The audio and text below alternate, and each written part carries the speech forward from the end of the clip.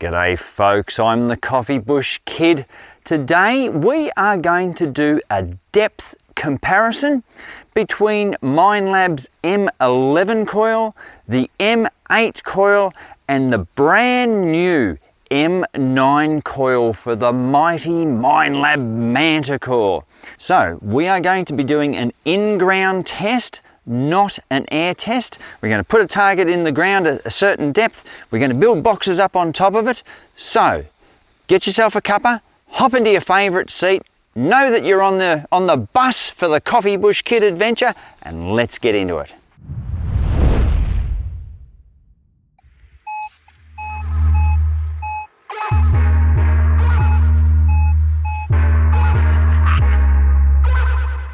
Yeah.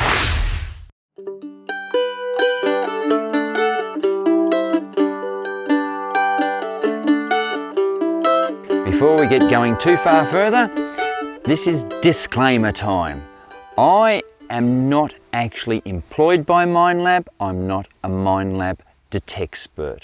I do, however, work for Miner's Den in Australia here. So I've got no links to Minelab per se for pushing this coil. I've just bought it.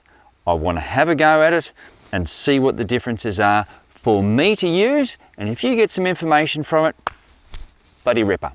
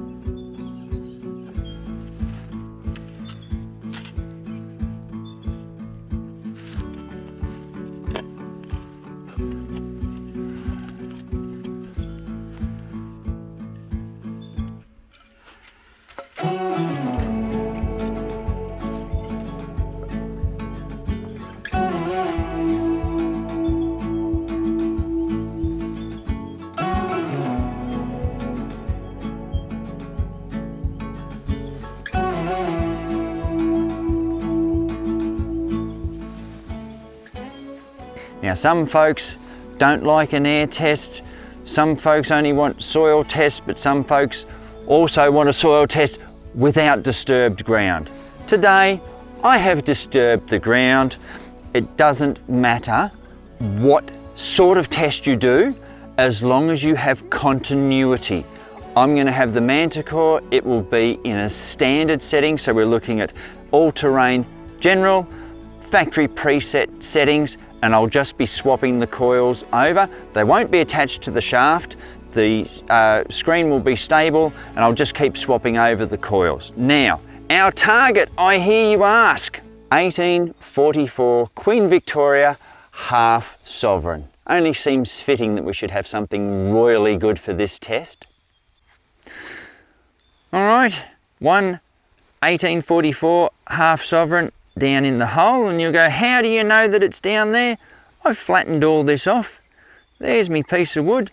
Here's me stick of inches, and we can see there, if we get down low enough, or I even just do that for you, it's about 150 mil down. So once I rebury that with the soil, we'll be putting these boxes over the top and filling them up with soil as well. Let's get into it. Alrighty, here we go. Oh, reburying a sovereign goes against everything, doesn't it?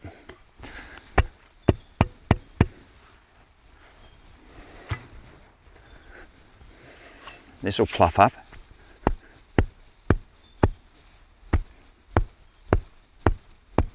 Rightio.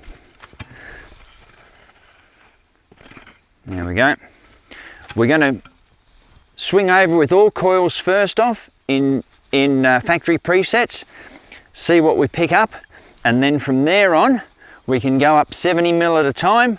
I'll put the box there, I'll put more soil in, we'll pack it all down, and we'll see when the coils drop out and at what height. Alrighty, we've got the M8 coil on. Our half sovereign's already buried. All I'm doing is just going to be doing that so we can see that we've got a target. I can hear I've got something. It'd be interesting to see what the splodge looks like. So that's all we're going to do there. I have a target, it has registered, that's fine.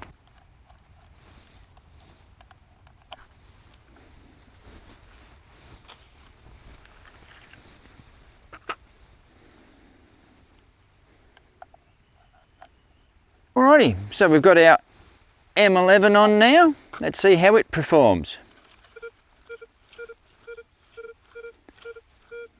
Not a problem. Yep, it's telling us we got a signal there. We can hear that plain as day. That's all good. There it is, the M9 coil. You can see there's a lot less struts and so forth on it. It's a lot thinner. It actually weighs less than the M8. So it's going to be its turn now. Beautiful.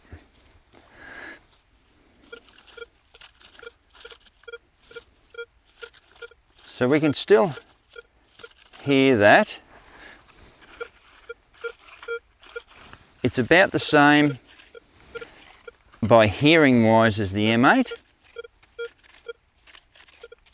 So we'll switch all that off and let's build us. Now, I wonder, will we go for the big one first? I think we might just actually build it up gradually, because I think from what the M8 and the M9 sounded like, there might not be a great deal left in them. Anyway, we'll fill that up, give it a go. Ooh.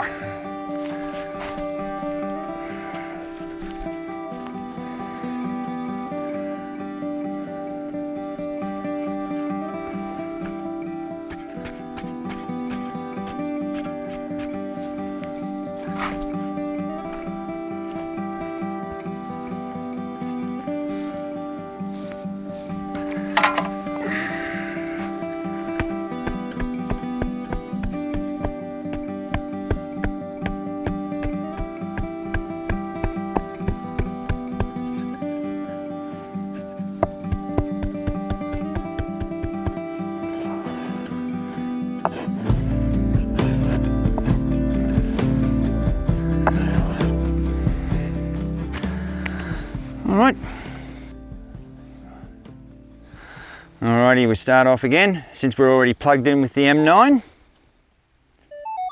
This is at 185 mil in depth.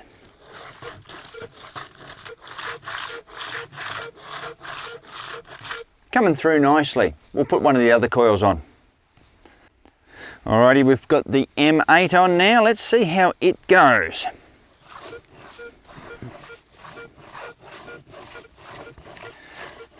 That's still good. Let's try the M11. Alrighty, we've got the M11 on now. Didn't reckon I'd have any issues with that one. So what we'll do now is we'll put another frame on. In fact, I think I'll take this one off, build it up another 35 mil, and we'll just keep going like that until one of them won't pick it up.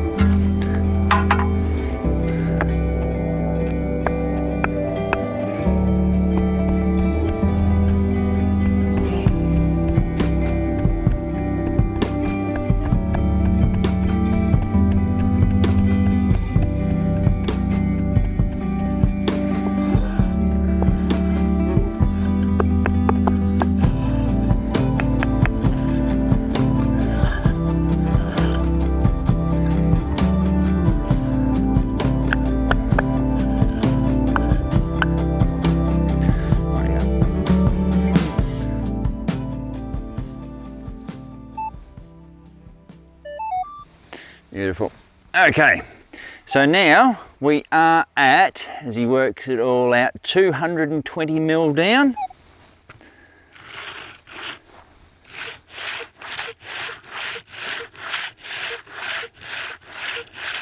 So I am picking that up, but it might be interesting with the other ones. Okay, we're back on with the M8. Whew, let's see how this goes for it.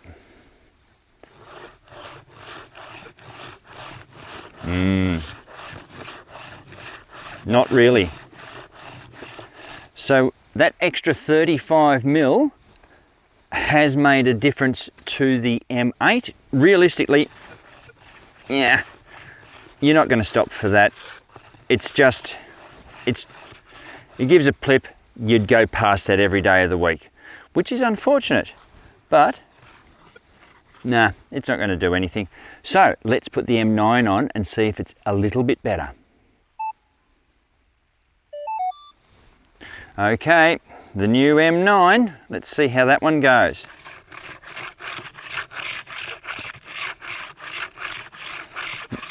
No, it's about the end of its tether as well.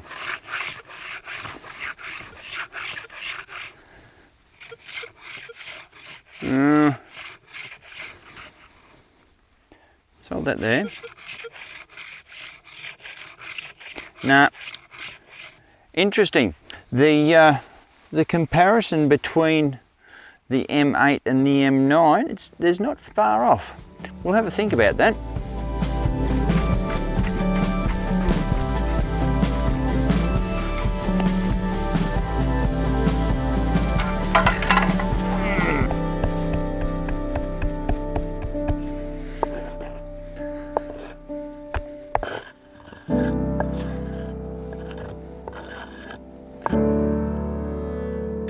Alrighty, let's see how we go with the M9. I am not expecting this to pick it up because it struggled on the last one, but what we do want to see is how much more will the M11 pick up than the M9. So there we go, as expected, nothing, but that's okay. Let's swap over.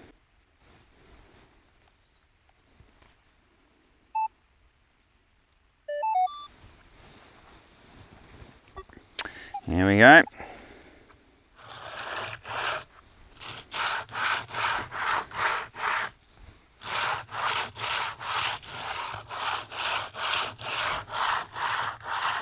Nothing really.